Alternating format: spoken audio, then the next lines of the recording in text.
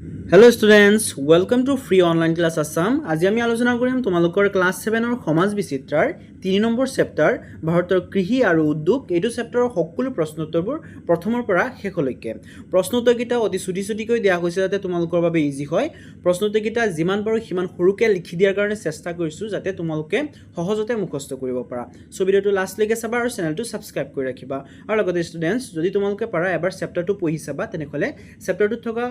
প্ৰশ্নবোৰ আৰু প্ৰশ্ন উত্তৰ কিটা তোমালোকে সহজতে বুজি পাবা সো এবাৰ চেপ্টাৰটো পঢ়িবা ঠিক আছে সো বলা কোৱেশ্চন কিটা লৈ আগবাঢ়ো প্ৰথমতে সোৱা অনুশীলনী 1 ত কোৱেশ্চন দিয়া আছে 1 নম্বৰ কোৱেশ্চনত আছে সোৱা ক ভাৰতৰ কৃষি ঋতু কেইটা আৰু কি কি তাৰ পিছত নেক্সট কোৱেশ্চন আছে ভাৰতৰ কোন কোন ৰাজ্যত কি ৰোপণ শস্যৰ খেতি কৰা হয় তাৰ পিছত নেক্সট কোৱেশ্চন আছে জুম খেতি কাক বোলে তাৰ পিছত নেক্সট কোৱেশ্চন আছে মিশ্ৰ কৃষি বুলিলে কি বুজা তাৰ পিছত নেক্সট কোৱেশ্চন আছে ট্ৰাংক ফাৰ্মিং কি এই পদ্ধতিৰ কৃষি সাধাৰণতে কিহৰ খেতি কৰা হয় তাৰ পিছত 2 নম্বৰ কোৱেশ্চন দিয়া হৈ আছে সোৱা কৃষি কিয় ভাৰতীয় অৰ্থনীতিৰ মূল ভেটি বুলি কোৱা হয় তাৰ পিছত নেক্সট কোৱেশ্চন দিয়া হৈ আছে 3 নম্বৰ আমাৰ দেশত কৃষি ঋতু কেইটাত কি শস্যৰ খেতি কৰা হয় উদাহৰণৰ সৈতে লিখা তাৰ পিছত 4 নম্বৰ কোৱেশ্চন দিয়া আছে ভাৰতত প্ৰচলিত কৃষি পদ্ধতিবোৰ বিষয়ে এটি টুকা প্ৰস্তুত কৰা সো সোৱা একেটা কোৱেশ্চন কিটাৰ এনসাৰ কি হ'ব সোৱা প্ৰথম কোৱেশ্চন কি আছে সোৱা ক নম্বৰ কোৱেশ্চন আছিলে ভাৰতৰ কৃষি ঋতু কেইটা আৰু কি এনসাৰ হ'ব ভাৰতৰ কৃষি ঋতু তিনিটা হেকিটা হ'ল খাৰিফ ঋতু ৰবি ঋতু আৰু জায়দ ঋতু তাৰ পিছত খ নম্বৰ কোৱেশ্চন আছে সোৱা ভাৰতৰ কোন কোন ৰাজ্যত কি ৰোপণ শস্যৰ খেতি কৰা হয় এনসাৰ হ'ব অসম আৰু পশ্চিম বংগত চাহ কেৰেলা তামিলনাডু আৰু কৰ্ণাটকত ৰবৰ কফি আৰু নাৰিকল তাৰ পিছত উৰিষ্যা আৰু অন্ধ্ৰ প্ৰদেশত কল আনাৰস আৰু কুঁহিয়াৰৰ খেতি কৰা হয় ঠিক আছে একেবাৰে ইজি হয় বহুত শৰ্টকে লিখি দিছো তাৰ পিছত সোৱা নেক্সট কোৱেশ্চন জুম খেতি কাক বোলে ভেৰি ইম্পৰ্টেন্ট কোৱেশ্চন হয় ঠিক আছে এটো মাৰ্ক কৰি ৰাখিবা এনসাৰ হ'ব সোৱা উত্তৰ পূব ভাৰতৰ পাহাৰীয়া অঞ্চলত হাবিবন পুৰি কৰা অস্থায়ী কৃষি পদ্ধতিকে জুম খেতি বোলে তাৰ পিছত নেক্সট কোৱেশ্চন মিশ্ৰ কৃষি বুলিলে কি বুজায় এনসাৰ হ'ব যি পদ্ধতিত খেতি কৰাৰ লগতে পশুপালনো কৰা হয় তাকে মিশ্ৰ কৃষি বোলে ঠিক আছে কি হয় এটো যিটো খেতিত কি কৰা হয় পশুপালন কৰাৰ লগতে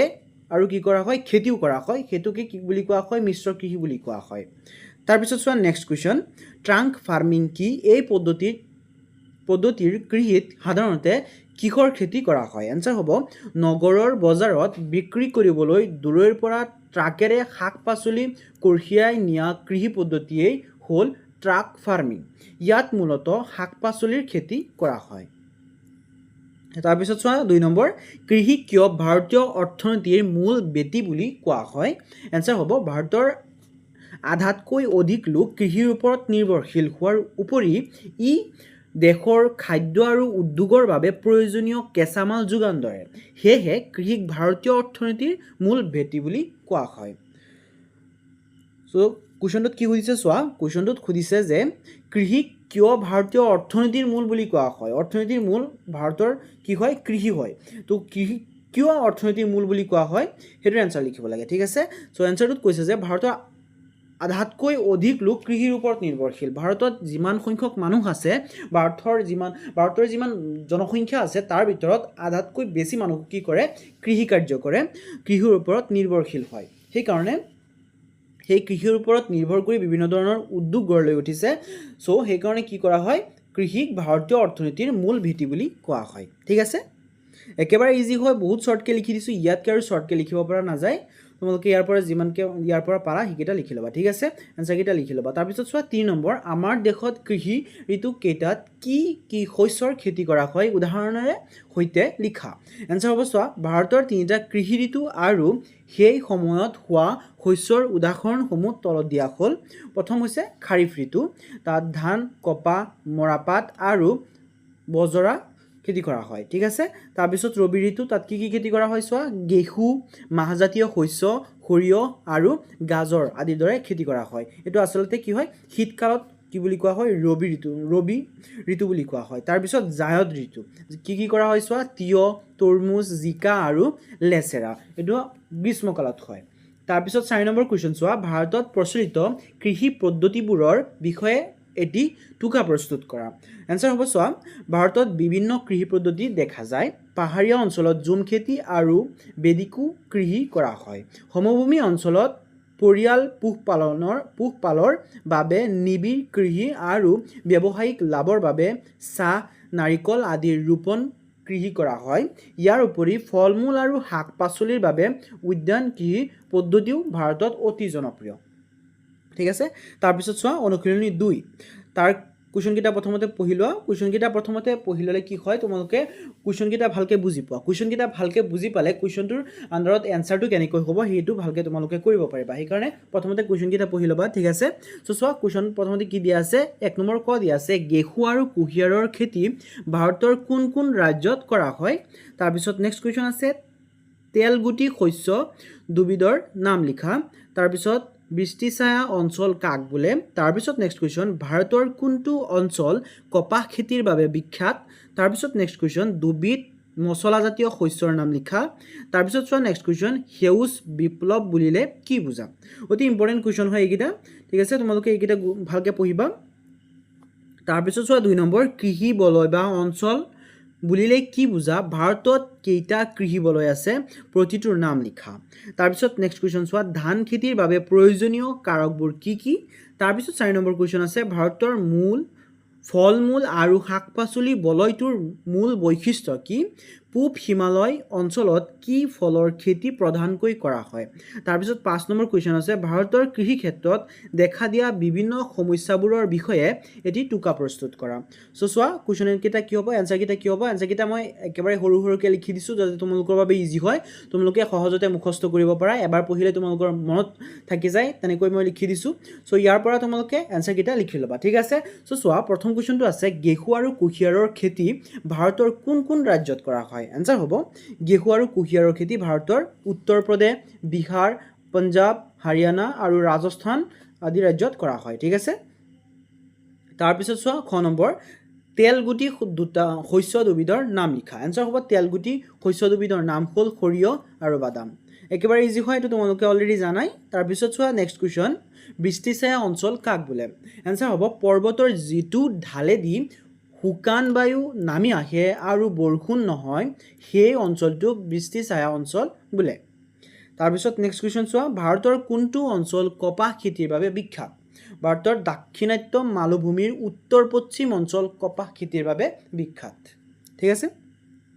ইয়াত যদি তোমালোকে এনেকৈ লিখা যে উত্তৰ পশ্চিম অঞ্চল কপাহ খেতিৰ বাবে বিখ্যাত, এনেকৈ লিখিলে তোমালোকৰ এইটো কি হ'ব, সম্পূৰ্ণ ভুল হ'ব। ইয়াত মেইন পইণ্টটো হৈছে দক্ষিণাত্য মালভূমি। ঠিক আছে, দক্ষিণাত্য মালভূমিৰ উত্তৰ পশ্চিম এইটো এটা ছাইড হয়। তোমালোকে প্ৰথমতে এইখিনি লিখিব লাগিব যে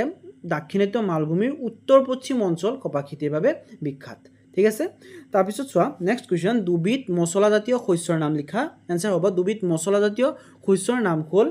ইলাচি আৰু জালুক, লগতে হালধি এনেকুৱা হ'ব। ঠিক আছে, তাৰপিছত চোৱা নেক্সট কুৱেশ্যন সেউজ বিপ্লৱ বুলিলে কি বুজায়। এনচাৰ হ'ব আধুনিক প্ৰযুক্তি আৰু উন্নত বীজ ব্যৱহাৰ কৰি কৃষিৰ উৎপাদন দ্ৰুতগতি বৃদ্ধি কৰা কাৰ্যই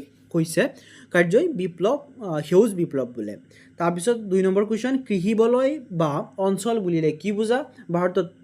কেইটা কৃষি বলয় আছে, প্ৰতিটোৰে নাম লিখা। ইয়াত চোৱা যদিও এটা কুৱেশ্যন আছে একেলগে, কিন্তু একেলগে ইয়াত 3টা কুৱেশ্যন দিয়া আছে। প্ৰথম কুৱেশ্যনত সুধিছে কৃষি বলয় কাক বোলে। ঠিক আছে, প্ৰথম কুৱেশ্যন এইটো কৃষি বলয় কাক বোলে। তাৰ লগতে নেক্সট কুৱেশ্যন হৈছে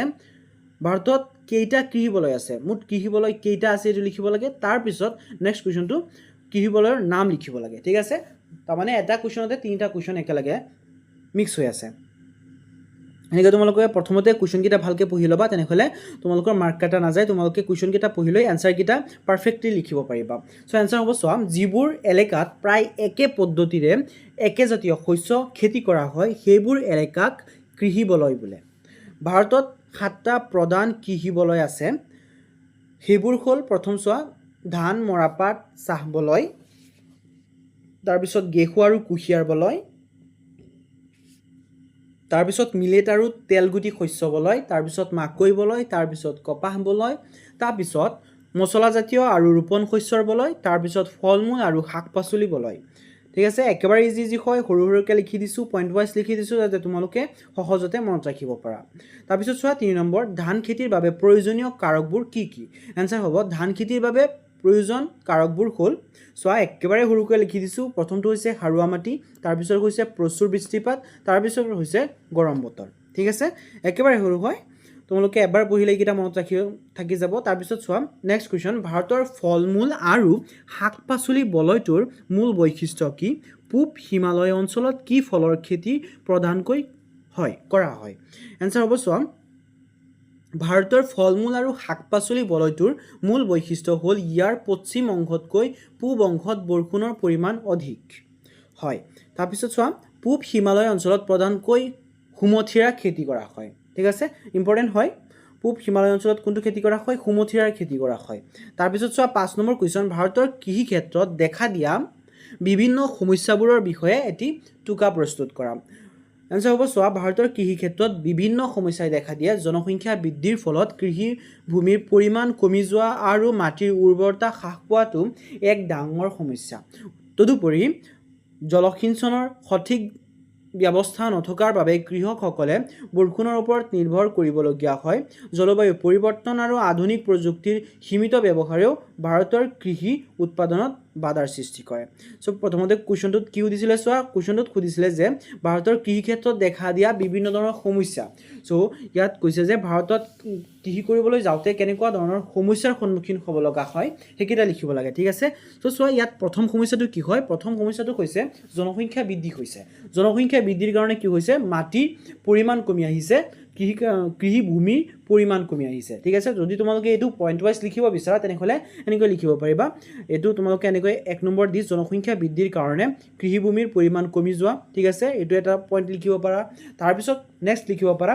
2 নম্বৰ মাটিৰ উৰ্বৰতা হ্ৰাস পাইছে এইটো 2 নম্বৰ লিখিব পাৰা ঠিক আছে তাৰপিছত নেক্সট লিখিব পাৰা জলসিঞ্চনৰ সঠিক ব্যৱস্থা নথকা এইটো লিখিব পাৰা তাৰপিছত নেক্সট লিখিব পাৰা আধুনিক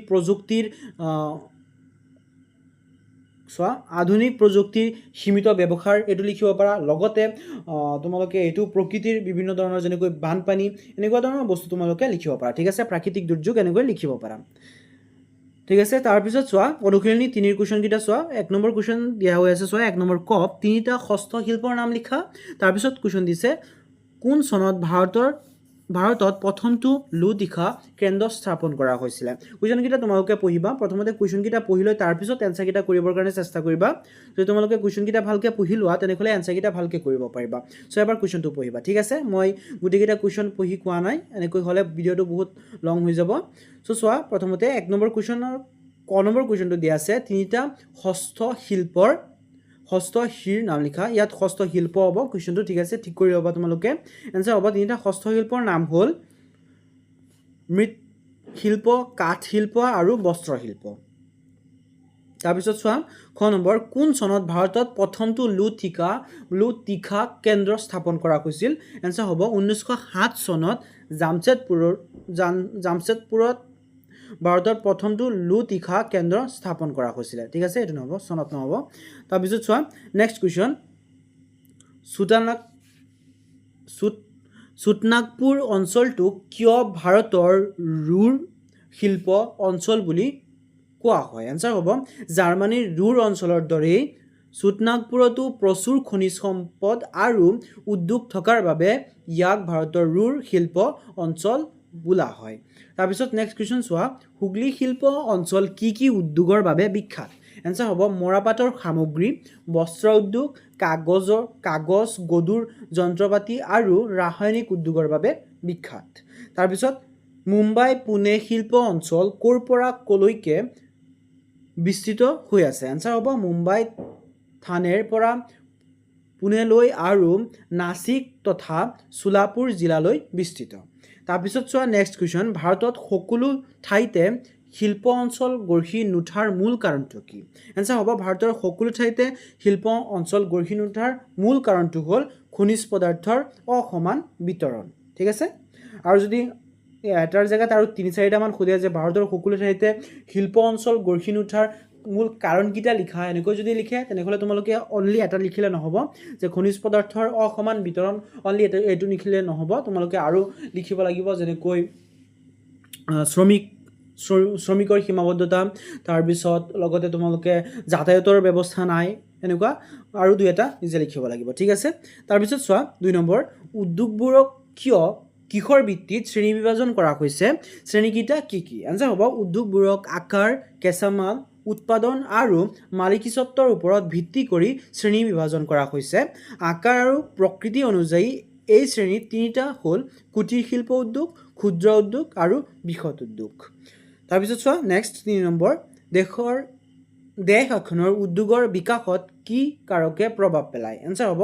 দেশ এখনৰ উদ্যোগৰ বিকাশত কেইবাটাও কাৰকে প্ৰভাৱ পেলায় ইয়াৰ ভিতৰত উল্লেখযোগ্য হ'ল কেঁচামালৰ সহজলভ্যতা উন্নত যাতায়াত ব্যৱস্থা আৰু পৰ্যাপ্ত শক্তিৰ যোগান ইয়াৰ উপৰি সুদক্ষ শ্ৰমিক মূলধন বিনিয়োগ আৰু উৎপাদিত সামগ্ৰীৰ বিক্ৰীৰ বাবে এখন উপযুক্ত বজাৰৰ প্ৰয়োজন উদ্যোগ এটা গঢ়ি উঠাত গুৰুত্বপূৰ্ণ ভূমিকা পালন কৰে এটো ভেৰি ইম্পৰ্টেন্ট কোৱেশ্চন হয় মাৰ্ক কৰি ৰাখিবা 3 নম্বৰটো দেশ এখনৰ উদ্যোগৰ বিকাশত কি কাৰকে প্ৰভাৱ পেলায় ঠিক আছে তাৰপিছত চোৱা নেক্সট কোৱেশ্চন ভাৰতৰ আটাইতকৈ দ্ৰুতভাৱে বিকশিত শিল্প অঞ্চল কোনটো এই অঞ্চলটো কি উদ্যোগৰ বাবে জনাজাত আনসাৰ হ'ব ভাৰতৰ আটাইতকৈ দ্ৰুতভাৱে বিকশিত শিল্প অঞ্চলটো হ'ল মাদুৰাই কাইম্বাটুৰ বাংগুলুৰ শিল্প অঞ্চল এই অঞ্চলটোত বস্ত্ৰ উদ্যোগৰ বাবে জনাজাত সো ষ্টুডেন্টস এইখিনিতে তোমালোকৰ এইটো চেপ্টাৰৰ সকলো প্ৰশ্নোত্তৰবোৰ শেষ হৈছে যদি ভিডিঅ'টো ভাল লাগিছে তেনেহ'লে লাইক কমেন্ট শ্বেয়াৰ এটা কৰিবা আৰু চেনেলটো সাবস্ক্ৰাইব কৰি ৰাখিবা মই তোমালোকৰ কাৰণে যিমান পাৰো সিমানকে চেষ্টা কৰিছো যাতে শৰ্টকে লিখিব পাৰো যাতে তোমালোকৰ কাৰণে মই বেছি ইজিকে প্ৰশ্নোত্তৰকেইটা দিব পাৰো তাৰ কাৰণে চেষ্টা কৰিছো সো তোমালোকে যদি মোক সাপোৰ্ট কৰিব বিচাৰা চেনেলটো সাবস্ক্ৰাইব কৰি ৰাখিবা আৰু লগতে নেক্সট চেপ্টাৰৰ ভিডিঅ'ৰ লিংকটো এইটো ভিডিঅ'ৰ ডেসক্ৰিপচন বক্সত পাই যাবা তাৰ পৰা চাব পাৰিবা আৰু লগতে তোমালোকে এইটো চেনেলৰ প্লেলিষ্টটো ভিজিট কৰিব পাৰা তাত সকলো চেপ্টাৰৰ সকলো সাবজেক্টৰ ভিডিঅ'বোৰ সিৰিয়াল কৰি দিয়া আছে তাৰ পৰা চাব পাৰিবা ভিডিঅ'টো লাষ্টলৈকে দেখা বাবে ধন্যবাদ